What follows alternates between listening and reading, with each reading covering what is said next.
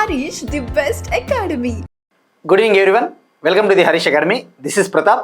Today we will discuss July 19th, 2026 current affairs in detail. ఇవాళ మన first topic most important topic అండి. ప్రపంచంలోనే అతిపెద్ద పెరుగు ఉత్పత్తి plant, world's largest curd production plant, ప్రపంచంలోనే అతిపెద్ద పెరుగు తయారీ ప్లాంట్కి ఇవాళ union home minister Amit Shah గారు కోల్కతాలో శంకుస్థాపన చేశారు. Today union home minister Amit Shah గారు వెస్ట్ బెంగాల్లోని కోల్కతాలో ఫౌండేషన్ స్టోన్ వేశారు. World's largest curd production plant అంటే పెరుగుని భారీ స్థాయిలో ఉత్పత్తి చేయడానికి ఒక ప్లాంట్ని నిర్మించబోతా ఉన్నారండి. ఈ ప్లాంట్ని అముల్ కంపెనీ నిర్మించబోతా ఉంది. అముల్ కంపెనీ. మరి ఇక్కడ మనం ఫస్ట్ ఫోకస్ చేయాల్సింది, ఇందులో రెండు రకాలు ఉన్నాయండి. ఈ టాపిక్లో మనం తెలుసుకోవాల్సిన ఇష్యూస్ రెండు రకాలు. ఒకటి, స్టాటిక్ పాయింట్ ఆఫ్ వ్యూలో డైరెక్ట్గా ప్రపంచంలోనే అతిపెద్ద పెరుగు ఉత్పత్తి ప్లాంటు ఎక్కడ నిర్మిస్తున్నారు అంటే కోల్కతా, వెస్ట్ బెంగాల్. ఎవరు శంకుస్థాపన చేశారు అంటే హోమ్ మినిస్టరు. అది జనరల్గా ఏ ఎగ్జామ్స్కి ప్రిపేర్ అయినా కూడా ఊరినే వన్ లైనర్ కరెంట్ అఫైర్ అంటారు దాన్ని. కానీ ఇక్కడ మనము ఎకానమీకి లింకప్ చేసుకోవాలా. ఎకానమీ అంటే ఏంటి, మనకి వైట్ రెవల్యూషన్, పాల ఉత్పత్తి, ఇట్లా మనం కొద్దిగా లింకప్ చేసుకుంటే సరిపోతుందండి. సో ఫస్ట్ ఈ టాపిక్ గురించి డిస్కస్ చేసుకుందాం. ఈ ప్రాజెక్ట్ని నిర్మిస్తూ ఉన్నది అముల్ కంపెనీ. అముల్ బెంగాల్ డైరీ ప్రాజెక్టులో భాగంగా కోల్కతాలోని హౌరా ఫుడ్ పార్క్ వద్ద దీన్ని నిర్మిస్తూ ఉన్నారు. అముల్ బెంగాల్ డైరీ ప్రాజెక్టులో భాగంగా అముల్ కంపెనీ కోల్కతాలోని హౌరా ఫుడ్ పార్క్ వద్ద దీన్ని బిల్డ్ చేస్తూ ఉంది. మరి దీని యొక్క ఇన్వెస్ట్మెంట్ ఎంత ఖర్చు పెడతా ఉన్నారు అంటే సుమారుగా 600 నుంచి 700 crore అండి. కొన్ని పేపర్లు 650 కోట్లు అన్నాడు, కొన్ని ఇంగ్లీష్ పేపర్లు 700 crore అన్నాయి, కొన్ని 600 crore అని కూడా చెప్తా ఉన్నాయి. సో మనకి ఎగ్జామ్లో 600 to 700 crore అనే విషయం గుర్తుపెట్టుకోండి. కొన్ని పేపర్లు 650 crore అని కూడా ఇచ్చాయి, 700 crore కొన్ని ఇచ్చాయి, కొన్ని 600 crore అని కూడా మెన్షన్ చేశాయి. కాబట్టి మనకి 600 to 700 crore అన్న విషయం గుర్తుపెట్టుకోండి. ఆప్షన్స్లలో ఏది ఇచ్చినా కరెక్ట్ అవుతుంది, రైట్. మరి ఇక్కడ ఈ ప్లాంట్ కెపాసిటీ ఎంతో తెలుసుకోవాలా. ఈ ప్లాంట్ కెపాసిటీ వచ్చేసి, ఈ ప్లాంట్ ద్వారా ఒక రోజుకు 30 లక్షల లీటర్ల మిల్క్ని ప్రాసెస్ చేస్తారు. ప్రతిరోజు కూడా 30 లక్షల లీటర్ల పాలను ప్రాసెస్ చేసి సుమారుగా 1000 టన్నులు లేదా 10 లక్షల కేజీల పెరుగుని ఉత్పత్తి చేయడం జరుగుతుంది. ఈ ప్లాంట్ ద్వారా ప్రతిరోజు కూడా 30 లక్షల లీటర్ల పాలని ప్రాసెస్ చేసి సుమారుగా 1000 టన్నులు లేదా 10 లక్షల కేజీ పెరుగుని, కర్డ్ని ప్రొడ్యూస్ చేస్తారు. సో ఇది కెపాసిటీ అండి. మరి ఇక్కడ మనం ఫస్ట్ ఫోకస్ చేయాల్సింది వైట్ రెవల్యూషన్. మిల్క్ అనే టాపిక్ వచ్చింది కాబట్టి వైట్ రెవల్యూషన్ గురించి తెలుసుకోవాలి. వైట్ రెవల్యూషన్ అంటే గుర్తు రావాల్సినది మనకి father off white revolution in India, పాల విప్లవ పితామహుడు కేరళకు చెందిన వర్గీస్ కురియన్. మళ్ళీ ఇంకొద్దిగా లింక్ చేసుకోవాలండి మనము. ఇప్పుడు ఇంపార్టెంట్ డేస్కి కనెక్ట్ చేసుకోవాలా. వార్తల్లో ముఖ్యమైన దినోత్సవాలు. మరి నేషనల్ మిల్క్ డేని ఎప్పుడు సెలబ్రేట్ చేసుకుంటారు? జాతీయ పాల దినోత్సవం November 26. ఎవ్రీ ఇయర్ November 26ని నేషనల్ మిల్క్ డేగా సెలబ్రేట్ చేసుకుంటారు. ఎందుకు సెలబ్రేట్ చేసుకుంటారు? ఆయన బర్త్డే November 26 అనేది వర్గీస్ కురియన్ గారి పుట్టినరోజు. ఇది ఇంపార్టెంట్ డేస్కి కనెక్ట్ చేసుకోవడం జరిగింది. మరి ఇక్కడ మనం ఫోకస్ చేయాల్సింది ఇప్పుడు ఎకానమీకి లింకప్ చేసుకోవాలండి. ఎకానమీకి ఎట్లా లింకప్ చేసుకోవచ్చు మనము? ఎకానమీకి ఎట్లా లింకప్ చేసుకోవచ్చు అండి?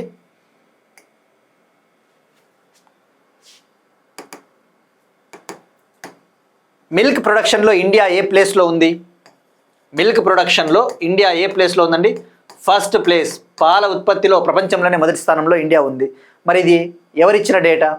మీరో నేనో ఇచ్చిన డేటా కాదండి. ఇది మనము లాస్ట్ ఇయర్ రీసెంట్గా ఒక టాపిక్ డిస్కస్ చేసుకున్నాం. బేసిక్ యానిమల్ హస్బెండరీ స్టాటిస్టిక్స్ పేరిట November 26, 2025 November 26, 2025 government of India ఒక రిపోర్ట్ విడుదల చేసింది. బేసిక్ యానిమల్ హస్బెండరీ స్టాటిస్టిక్స్ అంటే గణాంకాలు, పాల విప్లవము, పాల ఉత్పత్తి ఎలా ఉంది, మాంస ఉత్పత్తి ఎలా ఉంది, గుడ్ల ఉత్పత్తి ఎలా ఉంది అని చెప్పేసి. సో ఇది లింకప్ చేసుకోవాలండి. లేకపోతే ఊరినే ఈ టాపిక్ పేపర్లో చూసి మనం కోల్కతా అని చదివినా సరిపోతుంది. కానీ కరెంట్ అఫైర్స్ వీడియో చూస్తున్నామంటే కొద్దిగా మీనింగ్ ఉండాలి కాబట్టి మనం డిస్కస్ చేసుకోవాలి. సో గుర్తుపెట్టుకోండి, మిల్క్ ప్రొడక్షన్లో ఇండియా ఫస్ట్ ప్లేస్లో ఉంది ప్రపంచంలోనే. మరి టాప్ ఏ స్టేట్ ఉంది ఇండియాలో? ఉత్తరప్రదేశ్ అన్న విషయం గుర్తుపెట్టుకోండి. ఇది ఏ ఇయర్కి సంబంధించి అంటే 2024-25 ఆర్థిక సంవత్సరంలో ఇండియాలో ఎంత మిల్క్ ఉత్పత్తి జరిగింది అలాంటి డేటా. ఇక మరి ఎగ్ ప్రొడక్షన్, గుడ్ల ఉత్పత్తిలో ప్రపంచంలో ఇండియా సెకండ్ ప్లేస్లో ఉంది. టాప్ వచ్చేసి ఆంధ్రప్రదేశ్ అన్న విషయం గుర్తుపెట్టుకోండి 2024-25కి సంబంధించి. మరి మీట్ ప్రొడక్షన్, మాంస ఉత్పత్తిలో ప్రపంచంలో ఇండియా 4వ స్థానంలో ఉంది. టాప్ వచ్చేసి వెస్ట్ బెంగాల్ మాంస ఉత్పత్తి 2024-25. సో ఇట్లా మనకి ఐడియా ఉండాలండి. ఇవన్నీ కూడా రివిజన్. ఎవరైతే యాక్చువల్లీ కరెంట్ అఫైర్స్ నీట్గా వింటూ ఉంటారో వాళ్ళకి ఇవన్నీ చదువుకుంటారు. ఎందుకంటే మనం ఇవన్నీ కూడా చెప్పినాం నీట్గా, కానీ ఒకసారి రివిజన్ చేసినట్లుంటుంది కాబట్టి. ఎందుకంటే ఈ టాపిక్లో ఏం లేదు, కోల్కతాలో నిర్మిస్తూ ఉన్నారు, దాని కెపాసిటీ ఎంత, ఏమాత్రం దానికి వీడియో మనం చేయాల్సిన అవసరం లేదు. కొద్దిగా లింకప్ చేసుకుంటే సరిపోతుందండి. నెక్స్ట్ వన్, కౌశల్ సేతు మరియు కౌశల్ సారథి పోర్టల్స్ను లాంచ్ చేసిన ఉత్తరప్రదేశ్ గవర్నమెంట్ 2 పోర్టల్స్ని లాంచ్ చేసిందండి. యూత్ కోసము, యువతకు స్కిల్లింగ్ అందించడం కోసం, యువతకు నైపుణ్యాన్ని అందించడం కోసం, నైపుణ్య శిక్షణ అందించడం కోసం, యువతకు ఉపాధి అవకాశాలు మెరుగుపరచడం కోసం కౌశల్ సేతు మరియు కౌశల్ సారథి అనే 2 పోర్టల్స్ని వరల్డ్ యూత్ స్కిల్ డే సందర్భంగా లాంచ్ చేసింది. వరల్డ్ యూత్ స్కిల్ డే మనం డిస్కస్ చేసుకున్నాం. అంతర్జాతీయ యువ నైపుణ్య దినోత్సవం వచ్చేసి ఎవ్రీ ఇయర్ జూలై 15న సెలబ్రేట్ చేసుకుంటారు. మరి జూలై 15న లాంచ్ చేయడం జరిగిందండి. మరి ఇక్కడ దీని ముఖ్య ఉద్దేశం ఏంటో మనం తెలుసుకుంటే సరిపోతుందండి. కౌశల్ సేతు అనేది, సేతు అంటే ఏంటండి? బ్రిడ్జ్ కదా. సేతు అంటే ఒక బ్రిడ్జ్, వారధిలాగా పనిచేస్తుంది. ఈ కౌశల్ సేతు పోర్టల్ ద్వారా యూత్కి ఎంప్లాయ్మెంట్ ఆపర్చునిటీస్ కల్పిస్తారు. యూత్ని ట్రైనర్స్తో కనెక్ట్ చేస్తారు. యూత్ని శిక్షకులతో, ఎవరైతే నైపుణ్య శిక్షణ ఇస్తారో వాళ్ళతో కనెక్ట్ చేస్తారు.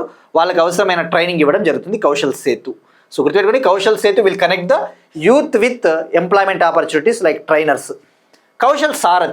కౌశల్ సారథి అనేది ఇది యువతకు అవసరమైన కెరీర్ గైడెన్స్ అందిస్తుంది. ఆయా డిస్టిక్లలో ట్రైనింగ్ సెంటర్లు ఎన్ని ఉన్నాయి, ట్రైనింగ్ సెంటర్లు ఎక్కడ ఉన్నాయి, ఏం కోర్సులు అందిస్తూ ఉన్నారు, ఆ ట్రైనింగ్ పార్ట్నర్స్ ఎవరు అని చెప్పేసి అవసరమైన ఇన్ఫర్మేషన్ అందిస్తుంది. Kaushal Sarathi will provide the information on training centres, courses and training partners to the youth. So గుర్తుపెట్టుకోండి, ఇక్కడ world youth skills day every year July 15th. మరి థీమ్ ఏంటండి? స్కిల్స్ ఫర్ ఏ షేర్డ్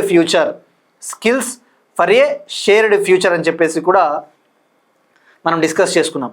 మరి ఇలాంటి పోర్టల్స్ అనేవి వివిధ రాష్ట్రాలు లాంచ్ చేస్తూ ఉన్నప్పుడు మనం తెలుసుకోవాలి. ఉదాహరణకు ఆంధ్రప్రదేశ్ ప్రభుత్వం నైపుణ్యం పేరిట ఒక పోర్టల్ని కూడా లాంచ్ చేయబోతూ ఉంది, నైపుణ్యం ఫర్ యూత్ స్కిల్ ట్రైనింగ్. అలాగా next one, national e Vidhan application అమలు దిశగా మహారాష్ట్ర శాసనసభ నేషనల్ ఈ విధాన్ అప్లికేషన్ని అమలు చేయబోతా ఉన్నట్టు ఒక నిర్ణయం తీసుకునింది. దీనికి సంబంధించి గవర్నమెంట్ ఆఫ్ ఇండియాతో ఒక ఎంఓయూ కూడా కుదుర్చుకునింది. Ministry of parliamentary affairs, parliamentary వ్యవహారాల మంత్రిత్వ శాఖతో మహారాష్ట్ర లెజిస్లేచర్ ఒక అగ్రిమెంట్ కుదుర్చుకునింది. ఈ అగ్రిమెంట్లో భాగంగా మేము నేషనల్ ఈ విధాన్ అప్లికేషన్ని ఇంప్లిమెంట్ చేస్తామని చెప్పేసి నిర్ణయం తీసుకున్నారు. మరి ఇక్కడ ఎగ్జామ్ పాయింట్ ఆఫ్ వ్యూలో మనం ఫస్ట్ ఫోకస్ చేయాల్సింది అసలు ఏంటి national Vidhan application. National e Vidhan application మనం చాలాసార్లు డిస్కస్ చేసుకున్నాం. విధాన సభ అంటే ఏంటి? జనరల్గా శాసనసభ, లెజిస్లేటివ్ అసెంబ్లీ. విధాన పరిషత్ అంటే లెజిస్లేటివ్ కౌన్సిల్, శాసన మండలి. కొన్ని రాష్ట్రాలలో ద్విసభలు ఉంటాయి, బైకామరల్ లెజిస్లేచర్ ఉంటాయి. అంటే శాసనసభ ఉంటుంది, శాసన మండలి ఉంటుంది. Some states will have bicameral legislature, that is legislative assembly and legislative council, whereas majority of the states will have only one legislature, that is legislative assembly. ఇండియాలో మెజారిటీ ఆఫ్ ద రాష్ట్రాలు ఒకే శాసనసభని, ఒకే శాసన వ్యవస్థను కలిగి ఉన్నాయి. కొన్ని రాష్ట్రాలు మాత్రమే బైకామరల్ లెజిస్లేచర్ని కలిగి ఉన్నాయి. ఇవన్నీ కూడా పాలిటీలో చదువుతారు. మరి నేషనల్ ఈ విధాన్ అప్లికేషన్ ముఖ్య ఉద్దేశం వచ్చేసి పేర్లోనే ఉంది.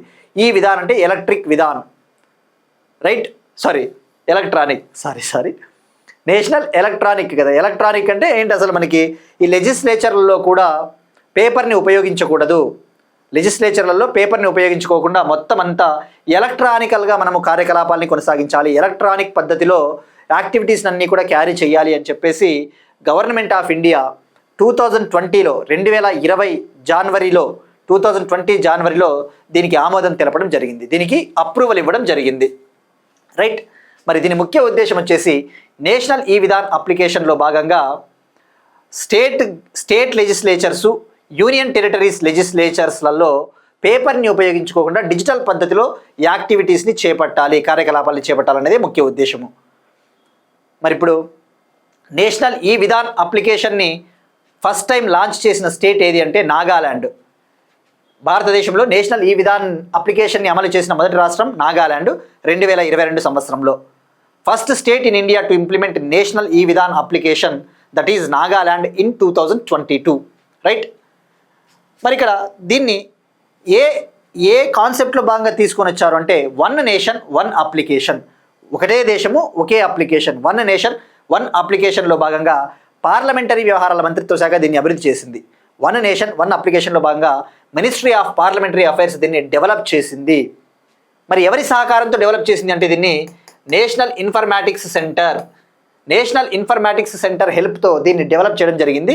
ఈ national informatics centre head quarters New Delhi అన్న విషయం గుర్తుపెట్టుకోండి, రైట్. మరి దీన్ని డిజిటల్ ఇండియా మిషన్ మోడ్ ప్రాజెక్టులో భాగంగా లాంచ్ చేశారు. డిజిటల్ ఇండియా మిషన్ మోడ్ ప్రాజెక్టులో భాగంగా నేషనల్ ఈ విధాన్ అప్లికేషన్ని లాంచ్ చేయడం జరిగింది. మరి దీని ముఖ్య ఉద్దేశం వచ్చేసి ఇండియాలో ఉన్న రాష్ట్రాలు, యూనియన్ టెరిటరీల శాసనసభలు, శాసన మండలిలో పేపర్ని ఉపయోగించకూడదు. అలానే ఇది పార్లమెంటుకు కూడా వర్తిస్తుంది. బట్ మెయిన్గా అయితే రాష్ట్రాలు, యూనియన్ టెరిటరీస్ యొక్క లెజిస్లేచర్స్ పైన ఫోకస్ చేస్తుంది అన్న విషయం గుర్తుపెట్టుకోండి. మరి ఇక్కడ ఒక క్లారిటీ కావాలి. ఓవరాల్గా ఇండియాలో ఎన్ని స్టేట్స్ ఉన్నాయండి? 28 రాష్ట్రాలు, 8 యూనియన్ టెరిటరీలు. ఈ 28 రాష్ట్రాలకి 28 శాసనసభలు ఉంటాయి, 28 లెజిస్లేటివ్ అసెంబ్లీస్ ఉంటాయి. అందులో 6 రాష్ట్రాలలో బైకామరల్ లెజిస్లేచర్ ఉంది, అంటే 6 రాష్ట్రాలలో శాసన మండళ్ళు కూడా ఉన్నాయి, లెజిస్లేటివ్ కౌన్సిల్ కూడా ఉంది. మరి అవి ఎన్ని ఉన్నాయి? 6. ఎన్ని అవుతాయి? 34 అవుతాయి. 34 లెజిస్లేచర్లు. ఇక్కడ 8 యూనియన్ టెరిటరీల్లో 3 యూనియన్ టెరిటరీల్లో మాత్రమే మనకి లెజిస్లేచర్ వ్యవస్థ ఉంది, అంటే ఇవి 3 అవుతాయి. అంటే ఇప్పుడు ఓవరాల్గా దేశవ్యాప్తంగా ఎన్ని లెజిస్లేచర్లు? 34 + 3 37. సో ఓవరాల్గా వివిధ రాష్ట్రాలు, యూనియన్ టెరిటరీలోని 37 శాసన వ్యవస్థల్ని కనెక్ట్ చేయడమే దీని ముఖ్య ఉద్దేశము. సో గుర్తుపెట్టుకోండి, ఇది స్టేట్స్, యూటీస్ పైన ఫోకస్ చేస్తుంది, బట్ పార్లమెంట్ని కూడా కవర్ చేస్తుంది, పార్లమెంట్ సభల్ని కూడా కవర్ చేస్తుంది. మరి దీనికి కేటాయించిన బడ్జెట్ 673.94 crore, 673.94 కోట్లు. సో గుర్తుపెట్టుకోండి, 2020 జనవరిలో దీనికి ఆమోదం తెలిపింది భారత ప్రభుత్వం. 2022లో నాగాల్యాండ్ అమలు చేసింది ఫస్ట్ టైం. సో నేను ఇవన్నీ ఎందుకు చెప్తున్నానంటే అండి, ఇవన్నీ కూడా రిపీట్ అవుతూ ఉంటాయి. ఈరోజు మహారాష్ట్ర అంటాడు, రేపు ఇంకో రాష్ట్రము, అట్లా వచ్చినప్పుడు మళ్ళీ తెలుసుకోవాలి. ఒక్కసారి నీటికి నోట్స్ రాసుకున్నారంటే మీకు కంటిన్యూషన్ ఉంటుంది. సో ఇప్పుడు మహారాష్ట్ర కూడా నిర్ణయం తీసుకునింది. మరి మహారాష్ట్ర నిర్ణయం తీసుకునింది కదా, ఇప్పటి వరకు ఎన్ని శాసన వ్యవస్థలు సైన్ చేశాయి, సంతకం చేశాయంటే ఓవరాల్గా 33 లెజిస్లేచర్లు భారత ప్రభుత్వంతో సంతకం చేశాయి.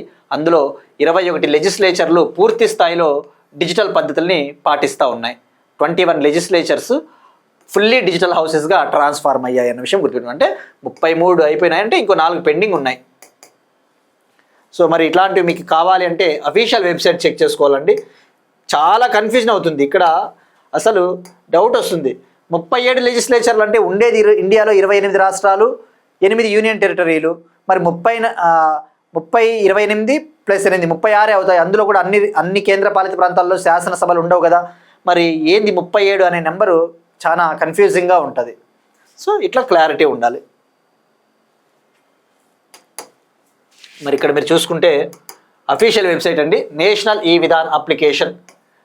ఇక్కడ మీరు ఇలా ఉంటుంది సెక్షన్, పార్లమెంటు, అసెంబ్లీ, కౌన్సిల్. ఇట్లా అసెంబ్లీ మీద క్లిక్ చేస్తే ఇలా వస్తాయి, కౌన్సిల్ మీద క్లిక్ చేస్తే ఇలా వస్తాయి. కౌన్సిల్ ఉన్న రాష్ట్రాలు, మరి 6 రాష్ట్రాలలో లెజిస్లేటివ్ కౌన్సిల్ శాసన మండలి ఉంది కదా, అవి 1 ఆంధ్రప్రదేశ్, బీహార్, కర్ణాటక, మహారాష్ట్ర, తెలంగాణ, ఉత్తరప్రదేశ్ అనే విషయం గుర్తుపెట్టుకోండి. నేను ఇక్కడ ఆస్పిరెంట్స్కి మళ్ళీ చెప్పేది ఒకటే అండి, ఆస్పిరెంట్స్కి మనం ఏదైనా ఒక టాపిక్ చెప్పినప్పుడు ఇంకా డౌట్లు వస్తూనే ఉంటాయి. ఆ డౌట్లు వచ్చినప్పుడు ఒకసారి మీరు కూడా అఫీషియల్ వెబ్సైట్ చెక్ చేయండి. ఇది మన బ్రెయిన్ స్టోర్మింగ్ అంతే. మనము అఫీషియల్ వెబ్సైట్ చెక్ చేసుకుంటే మీకు క్లారిటీ వస్తుంది. చెప్పిన కొద్దీ ఇంకా డౌట్లు అనేవి పుట్టుకొస్తూనే ఉంటాయి. సో ఏదైనా కూడా మీకు డౌట్ వస్తే మీరు అఫీషియల్ వెబ్సైట్ చెక్ చేయండి, ఇంకా అఫీషియల్ సోర్సెస్ చూసుకుంటే సరిపోతుంది. ఇది పాలిటీలో వెళ్ళిపోతుందండి మీకు, ఎన్ని రాష్ట్రాలలో ద్విసభ శాసన వ్యవస్థ ఉందని చెప్పేసి. Next one, Andhra Pradesh current affairs. ఆంధ్రప్రదేశ్లోని 23 గ్రామ పంచాయతీలకు ఐఎస్ఓ ధృవీకరణ. ఆంధ్రప్రదేశ్లోని 23 గ్రామ పంచాయత్స్కి ఐఎస్ఓ సర్టిఫికేషన్ వచ్చిందండి. సో ఇక్కడ జస్ట్ నెంబర్ గుర్తుపెట్టుకుంటే సరిపోతుంది. ఇక్కడ ఐఎస్ఓ అంటే international organisation for standardisation. International organisation for standardisation అనేది ఇది ఒక నాన్ గవర్నమెంటల్ ఇంటర్నేషనల్ ఆర్గనైజేషన్. ఇది ప్రభుత్వేతర అంతర్జాతీయ సంస్థ ఐఎస్ఓ. ఇది సర్టిఫికేషన్స్ ఇస్తుంటుందన్నమాట.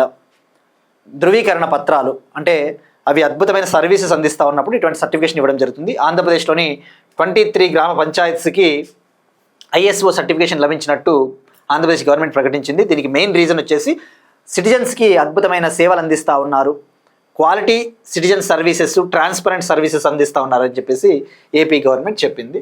సో మరి ఆ 23 పంచాయతీలు అవసరం లేదండి, బట్ ఊరికే ఇట్లా జస్ట్ ఇన్ఫర్మేషన్ ఇచ్చిన. ఆంధ్రప్రదేశ్కి సంబంధించి ఏ జిల్లాల వాళ్ళు ఉంటారో మన కరెంట్ అఫైర్స్ చూసేటప్పుడు వాళ్ళ జిల్లాకు సంబంధించినవి ఏమైనా ఉన్నాయో ఒకసారి చెక్ చేసుకుంటే సరిపోతుంది.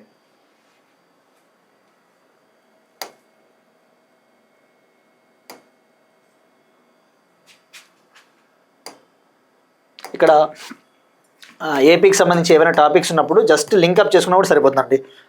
ఇప్పుడు ఆంధ్రప్రదేశ్ గవర్నమెంట్ మదనపల్లిలో ఇండియన్ స్కూల్ ఆఫ్ అగ్రికల్చర్ని ఏర్పాటు చేయబోతా ఉంది. మదనపల్లి చిత్తూరు డిస్టిక్ కదా, మరి మదనపల్లిలో ఇండియన్ స్కూల్ ఆఫ్ అగ్రికల్చర్ని ఏర్పాటు చేయబోతా ఉంది. దీన్ని రిలయన్స్ గ్రూప్ సహకారంతో ఏర్పాటు చేయబోతా ఉంది. దీనికి సంబంధించి ఆగస్టు 3న అగ్రిమెంట్ కూడా కుదరబోతా ఉంది. రిలయన్స్ గ్రూప్ సహకారంతో మదనపల్లిలో ఇండియన్ స్కూల్ ఆఫ్ అగ్రికల్చర్ని ఏర్పాటు చేయబోతా ఉన్నారు.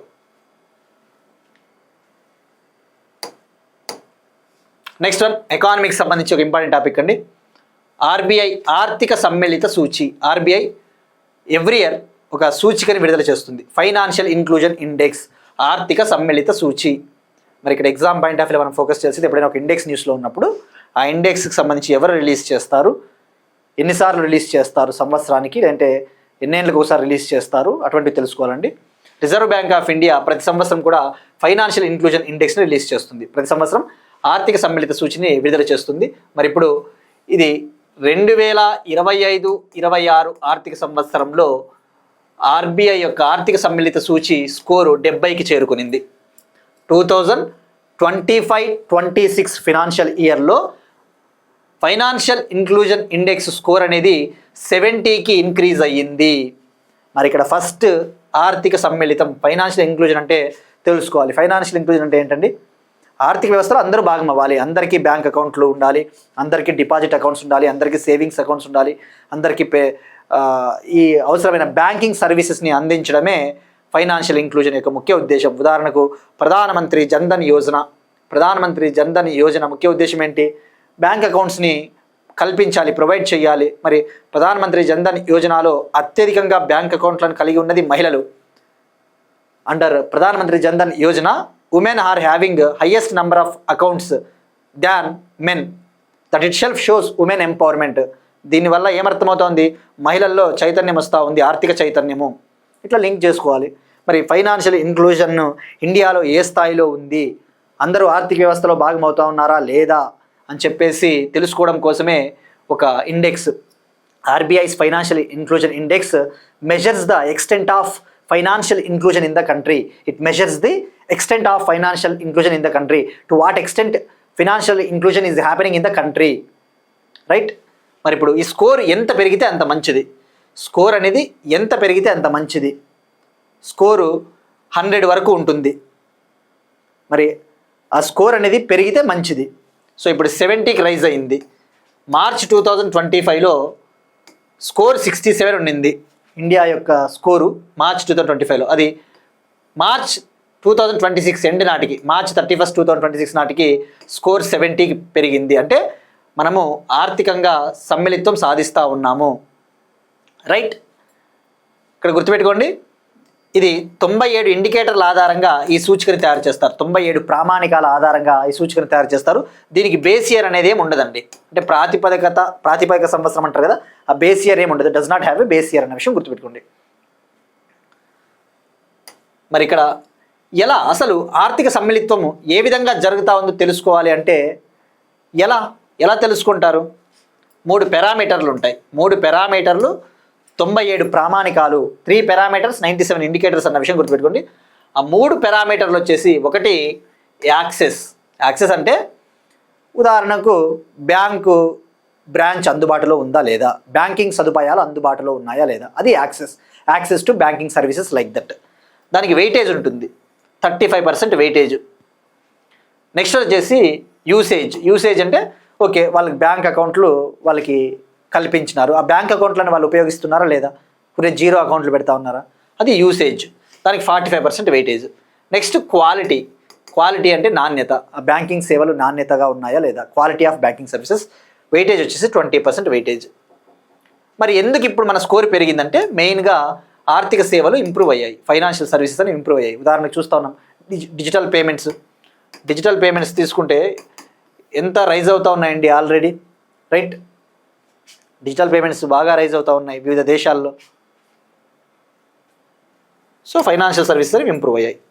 సో ఇది నేను ఎందుకు మళ్ళీ ఇంత స్ట్రెస్ చేసి చెప్తున్నానంటే అండి, ఇవన్నీ కూడా ఎకానమీలో వన్ లైనర్ కరెంట్ అఫైర్ అడగడండి. ఇది ఫైనాన్షియల్ ఇంక్లూజన్ ఇండెక్స్ని ఎవరు విడుదల చేస్తారని చెప్పేసి పిల్లోడికి అడిగినట్లు అడగరు. డెఫినెట్లీ 2 లేదా 3 స్టేట్మెంట్లు అడిగే ఛాన్సెస్ ఉన్న టాపిక్స్ ఇవన్నీ. అందుకే మనం డీటెయిల్గా తెలుసుకోవాలి.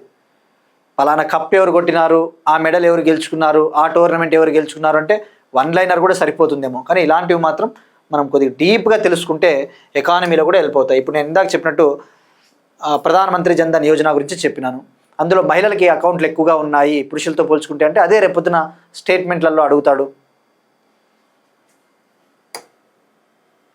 మరి ఫైనాన్షియల్ ఇంక్లూజన్ ఇండెక్స్ని ఎవరు డెవలప్ చేస్తారు అంటే ఆర్బీఐ గవర్నమెంట్ ఆఫ్ ఇండియా సహకారంతో ఫస్ట్ టైం ఎప్పుడు ప్రవేశపెట్టారంటే ఆగస్టు 2021లో. ఆగస్టు 2021లో దీన్ని ప్రవేశపెట్టారు.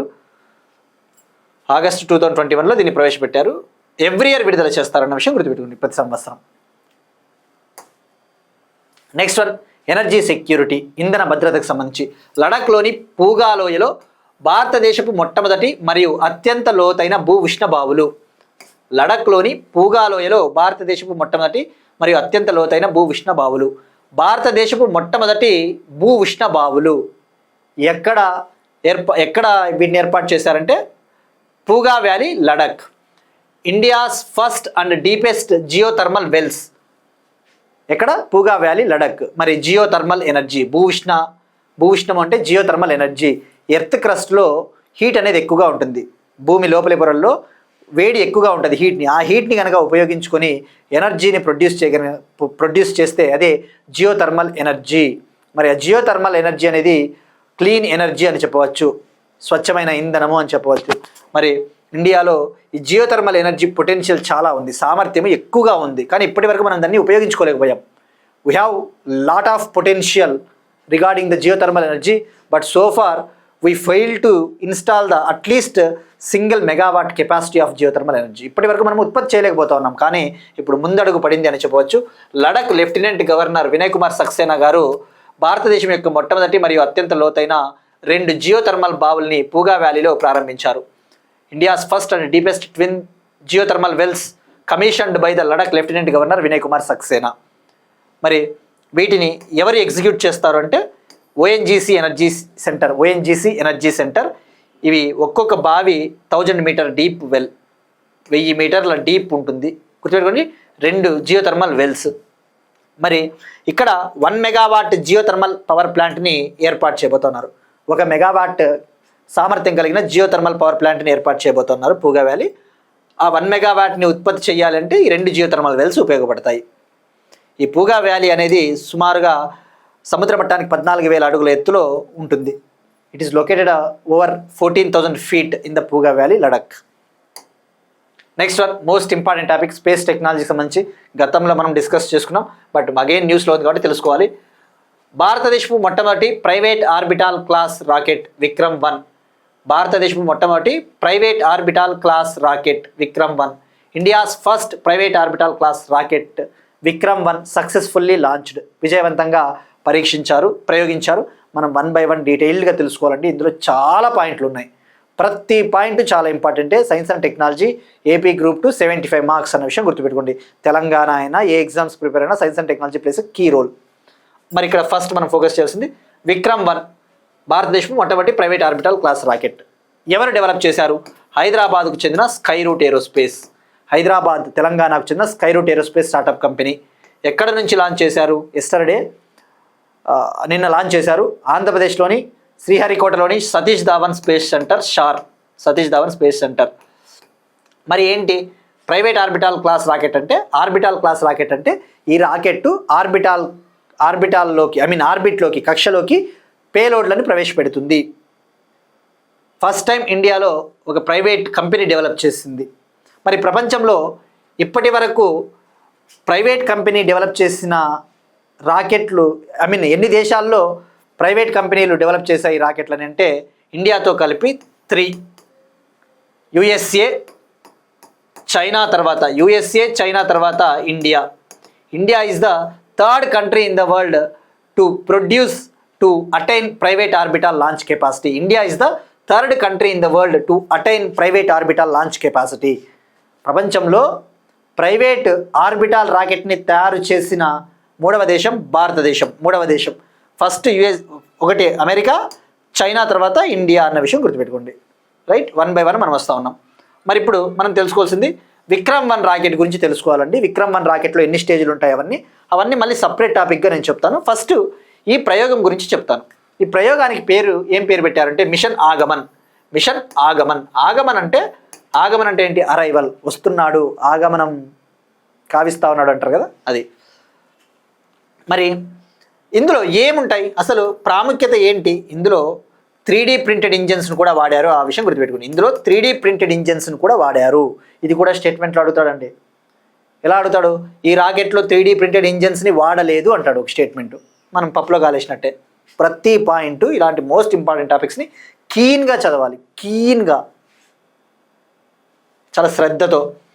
సో మిషన్ ఆగమన్ 3D ప్రింటెడ్ రాకెట్ ఇంజన్స్ ఉంటాయి. మరి ఈ విక్రమ్-1 రాకెట్ ఎన్ని స్టేజ్లు అంటే 4 స్టేజెస్, 4 స్టేజ్లు ఉంటుంది. ఈ స్టేజ్ల గురించి మళ్ళీ నేను చెప్తాను.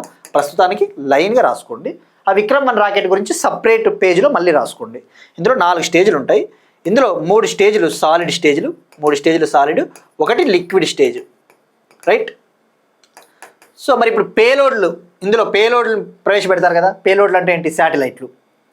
ఈ ఆర్బిటాల్ రాకెట్ వచ్చేసి 450 కిలోమీటర్లు ఉన్న లో ఎర్త్ ఆర్బిట్లోకి పేలోడ్లను ప్రవేశపెట్టింది. 450 కిలోమీటర్లు ఉన్న లో ఎర్త్ ఆర్బిట్లోకి, తక్కువ భూకక్ష పరిధిలోకి శాటిలైట్స్ని ప్రవేశపెట్టింది, ఇంట్రొడ్యూస్ చేసింది. రైట్. మరి ఇప్పుడు ఆ పేలోడ్స్లో ముఖ్యమైన పేలోడ్స్ తెలుసుకుందామండి. ఒకటి ఎంబ్రేస్ అనే ఒక పేలోడు. దీన్ని కాస్మోసర్వ్ స్పేస్ కంపెనీ అభివృద్ధి చేసింది.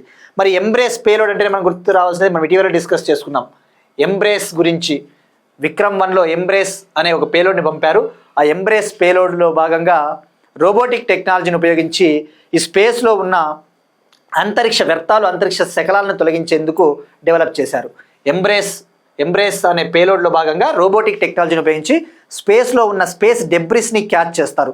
రోబోటిక్ టెక్నాలజీని ఉపయోగించి ప్రపంచంలోనే తొలిసారిగా అని చెప్పవచ్చు. ఇది వరల్డ్లోనే ఫస్ట్ టైం ఒక రోబోటిక్ టెక్నాలజీని ఉపయోగించి స్పేస్ డెబ్రిస్ని క్యాచ్ చేస్తున్నారు. సో ఇట్లా ఇది ఇంపార్టెంట్ మనకి. రైట్. అలానే ఇంకొకటి సోలారస్ శాటిలైట్ అనే ఒక పేలోడ్. గ్రాహ స్పేస్ అనే ఒక కంపెనీ డెవలప్ చేసింది సోలారస్ శాటిలైట్. మరి ఆ సోలారస్ శాటిలైట్ పేలోడ్లో ఆంధ్రప్రదేశ్కు చెందిన ఆంధ్రప్రదేశ్ యూనివర్సిటీకి చెందిన సైంటిస్టులు, స్టూడెంట్స్ విశ్వ-M అనే ఒక పేలోడ్ని తయారు చేశారు. ఆ పేలోడ్ను కూడా పంపారు, రాసుకోండి. విశ్వ-M అంటే wit satellite wave length analysis module. Right. అది ఏ దాంట్లో భాగంగా లాంచ్ చేశారు? సోలారస్ శాటిలైట్ అన్న విషయం గుర్తుపెట్టుకోండి. సోలారస్ శాటిలైట్. అట్లా ప్రతిదీ కూడా ఇంపార్టెంట్ అండి. అలానే స్కోప్ అనే ఒక శాటిలైట్ని స్కైరూట్ ఏరోస్పేస్ కంపెనీ అభివృద్ధి చేసింది. ఇది ఇంపార్టెంట్. స్కోప్ శాటిలైట్ ఎవరు? Skyroot aerospace. రైట్. మరి దీని కెపాసిటీ ఎంత? దీని సామర్థ్యము, ఈ రాకెట్ సుమారుగా 350 kgల బరువున్న చిన్న శాటిలైట్లను తక్కువ భూకక్ష పరిధిలోకి ప్రవేశపెడుతుంది. 350 kg బరువున్న చిన్న శాటిలైట్లను తక్కువ భూకక్ష పరిధిలోకి ప్రవేశపెడుతుంది. 350 kg వెయిట్ ఉన్న స్మాల్ శాటిలైట్స్ని లో ఎర్త్ ఆర్బిట్లోకి డిప్లాయ్ చేస్తుంది, ప్రవేశపెడుతుంది ఈ రాకెట్. అలానే 260 కేజీల బరువు ఉన్న శాటిలైట్లను సన్ సింక్రోనస్ కక్షలోకి ప్రవేశపెడుతుంది. 260 కేజీ వెయిట్ ఉన్న శాటిలైట్స్ని సన్ సింక్రోనస్ ఆర్బిట్లోకి ఇంట్రొడ్యూస్ చేస్తుంది, డిప్లాయ్ చేస్తుంది. మరి ఇందులో ఇంకా ఫారిన్ కంట్రీస్కి చెందిన పేలోడ్లు కూడా ఉన్నాయి, విదేశాలకు చెందిన పేలోడ్లు కూడా ఉన్నాయి. ఉదాహరణకు జర్మనీ కంట్రీకి చెందిన డీక్యూబెడ్ అనే కంపెనీ అభివృద్ధి చేసిన UD3PP MD3RN అనే పేలోడు. అట్లా కొన్ని పేలోడ్స్ ఉన్నాయండి. కాస్మోస్ డైమండ్స్ కంపెనీకి చెందిన కాస్మిక్ బ్లూమ్ అనే ఒక పేలోడు. ఇట్లా ఇవన్నీ ఉంటాయండి. మనకి ఇవి గుర్తుపెట్టుకుంటే సరిపోతుంది, right? So most important topic అండి. ఎందుకు నేను చెప్తున్నా అంటే ఇంత డీటెయిల్డ్గా ఒక్కసారి నీట్గా నోట్స్ రాసుకుంటే ఇక తిరుగుండదు. మరి ఇప్పుడు మనం తెలుసుకోవాల్సింది స్కైరూట్ ఏరోస్పేస్ కంపెనీ ఫౌండర్స్ ఎవరు, వ్యవస్థాపకులు, అది కూడా ఇంపార్టెంట్. స్కైరూట్ ఏరోస్పేస్ కంపెనీని 2018లో ఇస్రో మాజీ సైంటిస్టులు ఏర్పాటు చేశారు. దీన్ని వాళ్ళ పేర్లు వచ్చేసి పవన్ కుమార్ చందన, నాగభరత్ ఢాకా. పవన్ కుమార్ చందన మరియు నాగభరత్ ఢాకా అనే ఇద్దరు ఇస్రో ఫార్మర్ సైంటిస్టులు, ఇస్రో మాజీ సైంటిస్టులు. వీళ్ళిద్దరు ఆ కంపెనీని 2018లో ఏర్పాటు చేశారు. ప్రతిదీ ఇంపార్టెంట్ అండి. ఇప్పుడు విక్రమ్-1 రాకెట్కి వద్దామండి. అంతా అయిపోయింది ఆ టాపిక్. ఇప్పుడు విక్రమ్-1 రాకెట్ గురించి నీట్గా రాసుకోండి. విక్రమ్-1 రాకెట్ అనేది 4 స్టేజ్ రాకెట్. ఇందులో ఇందాక చెప్పినట్టు 3 సాలిడ్ స్టేజ్లు, ఒక లిక్విడ్ స్టేజ్. ఫస్ట్ 3 స్టేజ్లు వచ్చేసి సాలిడ్ రాకెట్ మోటార్స్ని ఉపయోగిస్తాయి. ఫస్ట్ 3 స్టేజ్లు సాలిడ్ రాకెట్ మోటార్స్ని ఉపయోగిస్తాయి. ఈ ఫస్ట్ 3 స్టేజ్లకి పేరు వచ్చేసి డాక్టర్ APJ అబ్దుల్ కలాం గారి పేరును పెట్టారు.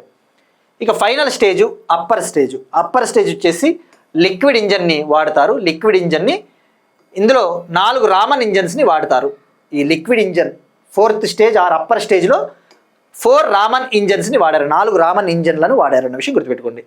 మరి ఈ రాకెట్కి ఇంకో ప్రాముఖ్యత కూడా ఉందండి. ఇది ఆల్ కార్బన్ కాంపోజిట్ స్ట్రక్చర్. ఈ రాకెట్ని ఎలా నిర్మించారు అంటే మొత్తం కార్బన్ కాంపోజిట్ నిర్మాణాలతో డెవలప్ చేశారు. All carbon composite structure, multi stage. మరి ఇదే ఇదే స్కైరూట్ ఏరోస్పేస్ కంపెనీ 2022లో విక్రమ్-Sని లాంచ్ చేసింది. మనం డిస్కస్ చేసుకున్నాం. విక్రమ్-S 2022లో భారతదేశపు మొట్టమొదటి ప్రైవేట్ సబ్ఆర్బిటాల్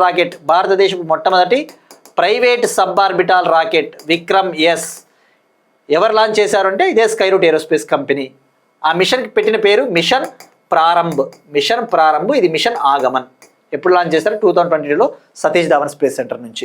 మరి సబ్ఆర్బిటాల్ రాకెట్ అంటే ఇది ఒక ప్రయోగాత్మక రాకెట్. అంటే శాటిలైట్లని కక్షలోకి ప్రవేశపెట్టదు, జస్ట్ ఒక డెమాన్స్ట్రేషన్ ఎక్స్పెరిమెంటల్ రాకెట్ మాదిరి విక్రమ్-S.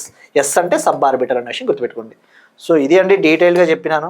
ఇక గుర్తుంచుకునేది మీ బాధ్యత, గుర్తుంచుకోవడం మీ బాధ్యత, చెప్పడం నా బాధ్యత. సో మరి ఆ 4 స్టేజ్లు కూడా చాలా ఇంపార్టెంట్ కదండి. ప్రతిదీ ఇంపార్టెంట్ అండి. స్టేజ్ 1 వచ్చేసి కలాం 1200 చెప్పే కదా. 3 స్టేజ్లు వచ్చేసి కలాం పేరు పెట్టారు. 4వ స్టేజ్ రామన్. స్టేజ్ 1 కలాం 1200. ఈ నెంబర్ గుర్తుపెట్టుకోండి. ఈ నెంబర్ కూడా ఇస్తాడండి. కలాం 1200 ప్లేస్లో కలాం 2000 అంటాడు. ఎగ్జామినర్ మైండ్ సెట్ ఎలా ఉందంటే చాలా మైన్యూట్గా వెళ్తున్నాడు. Stage 2 Kalam 250. Stage 3 Kalam 100. Stage 4లో రామన్ ఇంజన్ క్లస్టర్, 4 రామన్ ఇంజన్లు వాడతారు. ఇది అండి కంప్లీట్ ఇన్ఫర్మేషన్. ఇంతకుమించి చెప్పడానికి కూడా ఏమీ లేదు. ఏమైనా ఉంటే చెప్తాను, రైట్? నెక్స్ట్ వన్, ప్రయోగాత్మక టీబీ వ్యాక్సిన్ తయారీకి గేట్స్ ఎంఆర్ఐతో సీరం ఇన్స్టిట్యూట్ భాగస్వామ్యం. టీబీకి ఒక వ్యాక్సిన్ని డెవలప్ చేయబోతా ఉన్నారు ఇండియాకు చెందిన సీరం ఇన్స్టిట్యూట్ కంపెనీ, పూణేలోని సీరం ఇన్స్టిట్యూట్ కంపెనీ. ప్రయోగాత్మక టీబీ వ్యాక్సిన్ తయారీకి గేట్స్ ఎంఆర్ఐ కంపెనీతో సీరం ఇన్స్టిట్యూట్ భాగస్వామ్యం. ఇండియాకు చెందిన మహారాష్ట్రలోని పూణేలోని సీరం ఇన్స్టిట్యూట్ గేట్స్ ఎంఆర్ఐతో ఒక పార్ట్నర్షిప్లోకి ఎంటర్ అయింది. ఇందులో భాగంగా ఒక ఎక్స్పెరిమెంటల్ టీబీ వ్యాక్సిన్ని ప్రొడ్యూస్ చేయబోతూ ఉన్నారు. మరి ఆ వ్యాక్సిన్ పేరు వచ్చేసి M72/AS01E. M72/AS01E అనే వ్యాక్సిన్ని డెవలప్ చేయబోతున్నారు. ఇక్కడ గేట్స్ ఎంఆర్ఐ అంటే గేట్స్ మెడికల్ రీసెర్చ్ ఇన్స్టిట్యూట్. మరి టీబీ, ట్యూబర్కులోసిస్, క్షయవ్యాధి. మరి క్షయవ్యాధి అనేది చాలా డేంజరు. ఎవ్రీ ఇయర్ చాలామంది చనిపోతూ ఉన్నారు. ప్రపంచంలో ఇప్పటి వరకు ఈ ట్యూబర్కులోసిస్కి ఒకే ఒక లైసెన్స్డ్ వ్యాక్సిన్ ఉంది, అదే BCG వ్యాక్సిన్. బ్యాసిల్లస్ కాల్మెట్టే గ్వేరిన్ వ్యాక్సిన్ అని చెప్పేసి బీసీజీ వ్యాక్సిన్ అప్పుడెప్పుడో 1921లో దీన్ని అభివృద్ధి చేశారు. ఇక ఆ తర్వాత ఒక్క టీబీ వ్యాక్సిన్కి కూడా లైసెన్స్ రాలేదు. ఒకవేళ ఈ M72 వ్యాక్సిన్కి గనక ఆమోదం లభించినట్టయితే ఫైనల్గా ఆమోదం వచ్చినట్టయితే గత 100 ఏళ్లలో టీబీకి రాబోతా ఉన్న మొదటి వ్యాక్సిన్ అని చెప్పవచ్చు.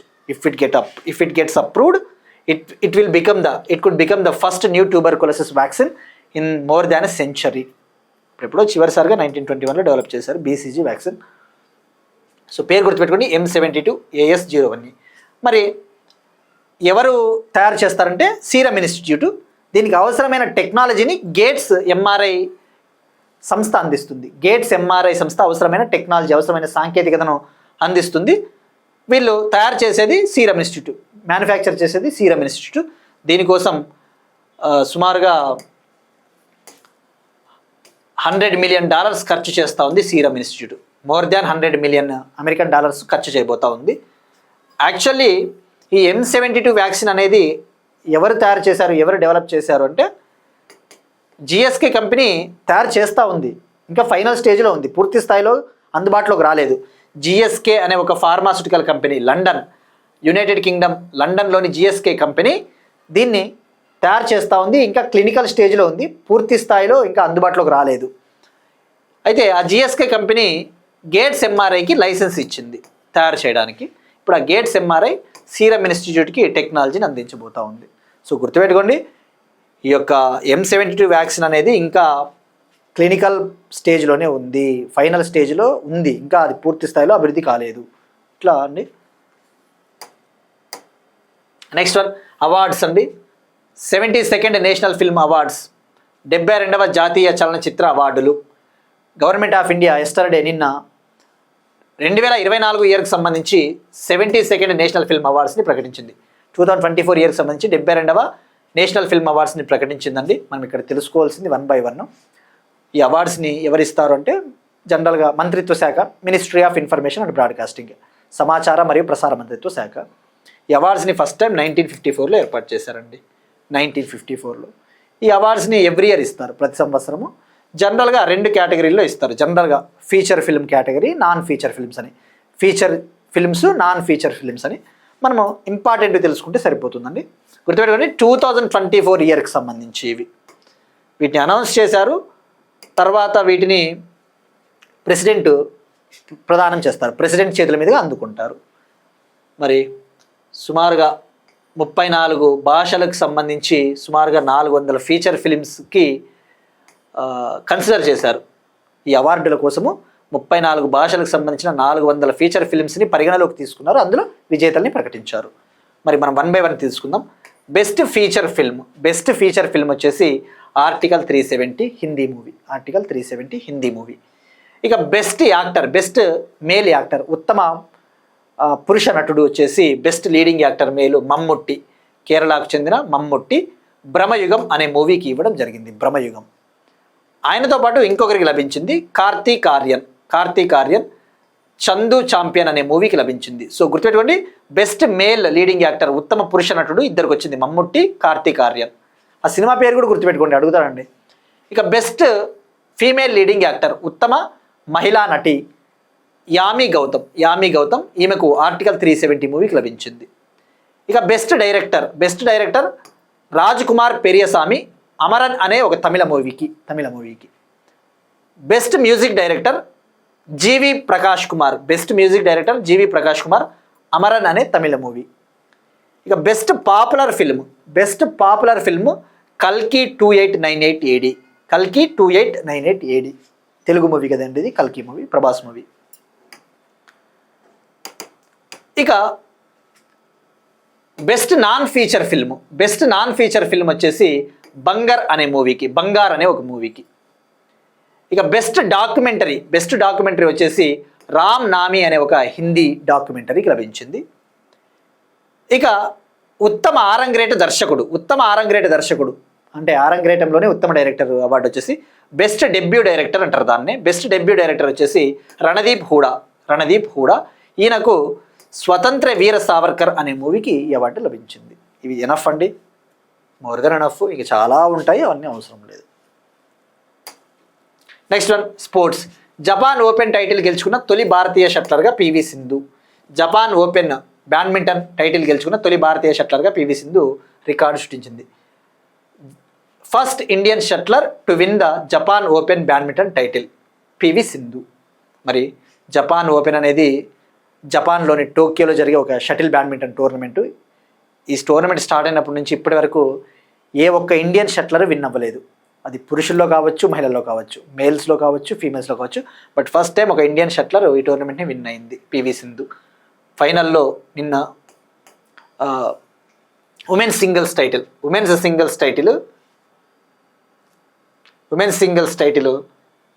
అంటే మహిళా సింగిల్స్ టైటిల్ని పివి సింధు గెలుపొందింది. ఎవరిపైన విజయం సాధించింది అంటే జపాన్కు చెందిన మాజీ వరల్డ్ ఛాంపియన్ అకనే యమగూచి. జపాన్కు చెందిన ఫార్మర్ వరల్డ్ ఛాంపియన్ యమగూచి ఈమె పైన విన్ అయింది. ఇక ఇవాళ క్వశ్చన్ అండి మనం డిస్కస్ చేసుకున్న టాపిక్కే ఇన్వెస్ట్మెంట్ ఫ్రెండ్లీనెస్ ఇండెక్స్ నీతి ఆయోగ్ విడుదల చేసింది కదా. పెట్టుబడుల అనుకూలత సూచిక నీతి ఆయోగ్ విడుదల చేసింది. మరి ఇది ఎన్నవ ఎడిషను, టాప్ 3 స్టేట్స్ ఏవి, Andhra Pradesh rank, Telangana rank try చేయండి. మీకు ఎంత ఇన్ఫర్మేషన్ తెలిస్తే అంత ఇన్ఫర్మేషన్ కామెంట్లో ట్రై చేయండి. కానీ నిన్న అడిగిన question, Barda wild life century Gujarat అండి. ఆసియాటిక్ లయన్స్కి 2వ హోమ్ అని చెప్పవచ్చు. అంటే ఆసియా సింహాలకి ఇది 2వ ఆవాసంగా డెవలప్ చేస్తూ ఉన్నారు. ఫస్ట్ వచ్చేసి గిర్ నేషనల్ పార్క్ గుజరాత్. ఇవి వాటి కరెంట్ అఫైర్స్ అండి. మనం ఒకసారి క్విక్గా రీక్యాప్ చూద్దాం.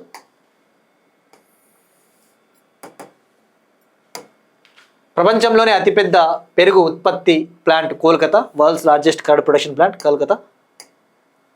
కౌశల్ సేతు మరియు కౌశల్ సారథి పోర్టల్స్ను లాంచ్ చేసిన ఉత్తరప్రదేశ్. నేషనల్ ఈ విధాన్ అప్లికేషన్ను అమలు చేయనున్న మహారాష్ట్ర శాసనసభ. ఆంధ్రప్రదేశ్లోని 23 గ్రామ పంచాయతీలకు ఐఎస్ఓ సర్టిఫికేషన్.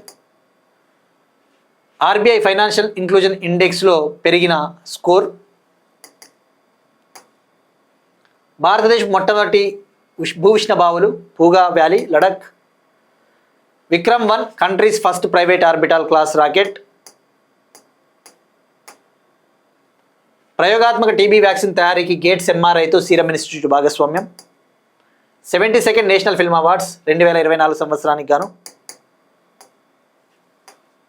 జపాన్ ఓపెన్ టైటిల్ని గెలుచుకున్న తొలి భారతీయ shuttler PV Sindhu. That's it. These are today's current affairs. We'll meet you again tomorrow and thank you everyone.